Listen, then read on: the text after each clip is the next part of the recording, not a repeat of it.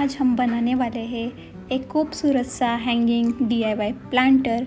और इसमें मैंने मनी प्लांट लगाया है, मार्बल मनी प्लांट। ये मैंने पानी में लगाया है, आप चाहे तो ये सॉइल में भी लगा सकते हो। और नीचे से मैंने ग्लू इसे लगाया है ताकि मैंने इसे बनाया है एक फूटे हुए मग से जो बिल्कुल भी वेस्ट था और एक फेंकने लायक हो गया था।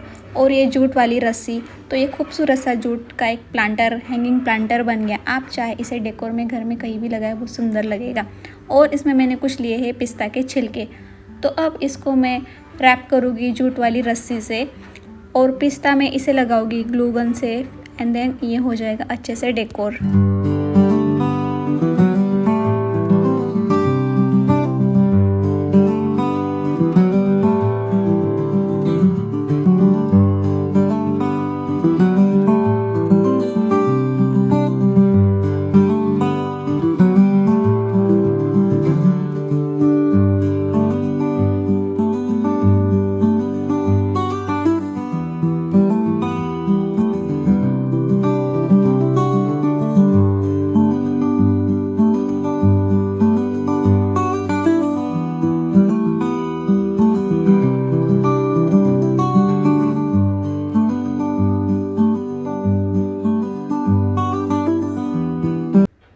लग रहा है ना बिल्कुल ब्यूटीफुल। आप कमेंट करके ज़रूर बताना कि आपको ये कैसा लगा।